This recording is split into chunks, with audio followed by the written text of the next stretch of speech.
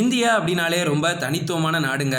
இந்தியாவில் பல விஷயங்கள் கொட்டி கிடக்குது அப்படின்னு தான் சொல்லி ஆகணும். வெளிநாடுகளை கம்பேர் பண்ணும்போது இந்திய நாட்டில் பல விஷயங்கள் அதிகமாகவே இருக்குது அப்படின்றதுல எந்த ஒரு சந்தேகமே இல்லை. அதில் முக்கியமாக இருக்கிறது தான் உணவுகள். இன்றைக்கி நம்ம பார்க்க போகிறது என்ன அப்படின்னா, இந்தியாவில் கண்டிப்பாக சுவைக்க வேண்டிய ஒரு 10 உணவுகளை பற்றி தான் பார்க்க போகிறோம். வாங்க வீடியோக்குள்ளே போகலாம். ஃபஸ்ட்டு என்னன்னு பார்த்தீங்கன்னா ரோகன் ஜோஷ். என்னடா ஒரு புது பேராக இருக்குது அப்படின்னு நீங்கள் கேள்விப்படலாம். இது காஷ்மீரோட ஒரு புகழ்பெற்ற உணவாக இருக்குதுங்க. சிக்கன், மட்டன், அது மட்டும் இல்லை பீஃப் கூட கரம் மசாலா, வளைகுடா இலைகள், மஞ்சள், இது எல்லாமே சேர்த்து நறுமணத்தோட பலரது வீட்லேயும் செய்யப்படக்கூடிய ஒரு உணவு தான் இந்த ரோகன் ஜோஷ் அப்படின்னு சொல்லப்படுற உணவு. இது சுவையான இரவு விருந்தா எல்லாருமே சொல்கிறாங்க.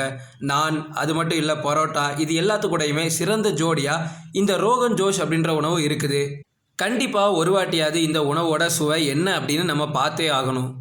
இரண்டாவது என்னன்னு பார்த்தீங்கன்னா வெண்ணெய் சிக்கன். இது ஒரு பஞ்சாபிய உணவு அப்படின்னு சொல்கிறாங்க. வட இந்தியாவில் புகழ்பெற்ற உணவாக இன்றைக்கி வர இந்த வெண்ணெய் சிக்கன் கருதப்பட்டு வருது. மசாலா பொருட்களோட கலவையோடு செய்யப்படுறது தான் இந்த வெண்ணெய் சிக்கன் அப்படின்ற உணவு. இது முதல்ல எங்கே கண்டுபிடிச்சிருக்காங்க அப்படின்னு பார்த்தீங்கன்னா, டெல்லியில் ஒரு புகழ்பெற்ற மோதி மஹால் அப்படின்ற ஹோட்டலில் தான் இதை கண்டுபிடிச்சிருக்காங்க. ஆனால் அதுக்கப்புறமா தான் இது பஞ்சாபில் செய்யப்பட்டு ரொம்ப ஃபேமஸ் ஆகிருக்கு. ஆனால் முதல்ல அவங்க கண்டுபிடிச்சது டெல்லியில் தான். இது இப்போ வட இந்தியாவில் ஒரு மிகப்பெரிய ஃபேமஸான உணவாக மாறிடுச்சு. மூன்றாவது பாபா ஆலு. இது ஒரு பெங்காலிய உணவு அப்படின்னு சொல்கிறாங்க. பெங்காலியத்தில் நீங்கள் பார்த்தீங்க அப்படின்னா பாபா அப்படின்றதுக்கு வேக வைத்த அப்படின்றது தான் பொருளாக இருக்குது. இது எந்த ஒரு கலவையில் செய்யப்படுது அப்படின்னா, உருளைக்கிழங்கு, தேங்காய் பேஸ்ட், அது மட்டும் இல்லை கடுகு, எண்ணெய், இது எல்லாமே சேர்த்து செய்யப்படுற ஒரு உணவு தான் இந்த பாபா ஆலு அப்படின்னு சொல்கிறாங்க. சைவ உணவு, அதாவது முக்கியமாக சைவ உணவு சாப்பிடுவாங்க தெரியுமா, அவங்களுக்கு இது வந்து ஒரு சிறந்த உணவாக கண்டிப்பாக இருக்கும். ஏன் அப்படின்னா அவங்க சிக்கன்லாம் சாப்பிட்றது இல்லை அப்படி தானே. ஸோ அவங்களுக்காக இந்த பாபா ஆலு அப்படின்ற உணவு மிக சிறந்த உணவாக அமையும். நான்காவது என்னன்னு பார்த்தீங்கன்னா பாஞ்சாரி கோஸ்ட். இது ஒரு ராஜஸ்தானிய உணவு அப்படின்னு சொல்கிறாங்க. இந்தியாவில் உள்ள மக்கள் எல்லாருமே, இல்லை வெளிநாட்டு மக்களோ ராஜஸ்தானுக்கு வந்தீங்க அப்படின்னா கண்டிப்பாக இந்த உணவை நீங்கள் சுவைச்சு பார்க்கலாம்.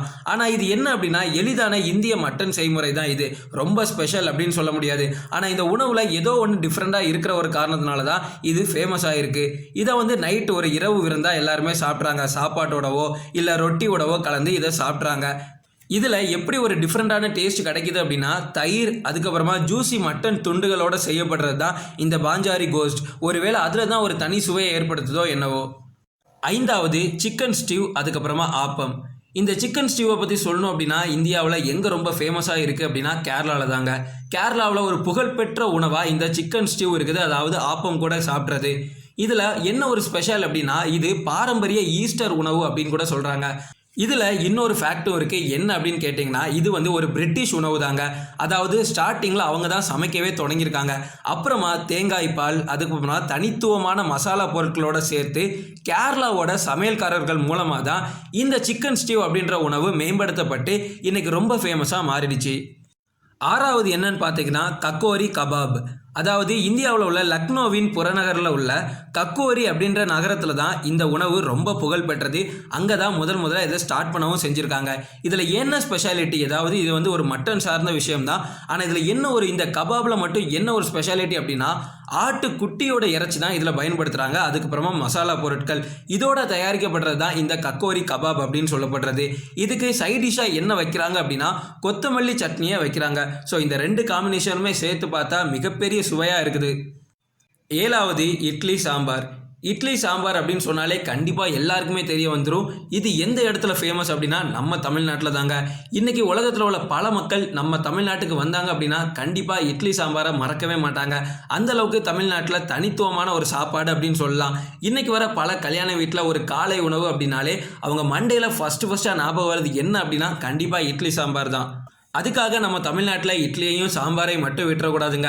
அது கூட ஒரு சைடிஷாக வைக்கிற ஒரு 3 வகை சட்னி வகைகள், இது எல்லாமே நம்ம ஒரு இட்லி வகையை ரொம்ப மேம்படுத்துது அப்படின்றதுல எந்த ஒரு சந்தேகமுமே இல்லை. எட்டாவது ஹைதராபாத் பிரியாணி. இந்த ஹைதராபாத் பிரியாணி அப்படின்றதுக்கு ஒரு தனித்துவமான இடம் உண்டுங்க.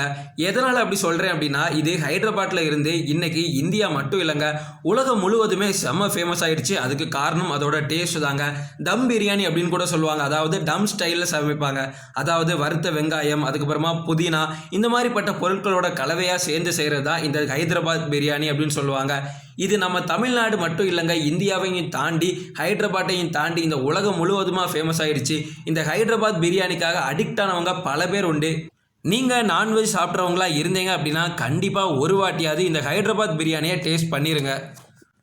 9வது சாலி போட்டி. தக்காளி, வெங்காயம், வெல்லம், அது மட்டும் இல்லை வினிகரோட மட்டன் துகள்களை சேர்த்து ஒரு கலவையாக செய்யப்படுறது தாங்க இந்த சாலி போட்டி அப்படின்ற ஒரு உணவு. இது சாப்பாட்டோட ஒரு சிறந்த ஜோடியாக இன்னைக்கு வரை இருக்குது. ஆட்டிறைச்சியோட ஒரு தனித்துவமான ஒரு ஸ்பெஷாலிட்டியான ஒரு ஃபுட்டு தான் இந்த சாலி போட்டி அப்படின்னு சொல்லுவாங்க. அந்தளவுக்கு ரொம்ப சுவையான ஒரு விஷயம். இது இந்தியாவில் பல இடங்களில் செய்யப்படுது. இன்னைக்கு வரை செஞ்சுக்கிட்டு தான் இருக்கிறாங்க. கண்டிப்பாக இதை ஒரு வாட்டியாவது நீங்கள் டேஸ்ட் பண்ணி பார்க்கணும். 10வது தால் மகாலி. இது இந்தியாவில் பல இடங்களில் செய்யப்படுது. இன்றைக்கி வரை செஞ்சுக்கிட்டு தாங்க இருக்கிறாங்க.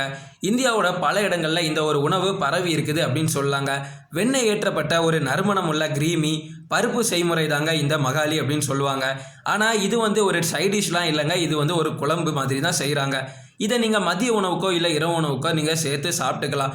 அந்தளவுக்கு ஒரு சுவையான உணவு தான் இந்த தால் மகாலி அப்படின்னு சொல்கிறது.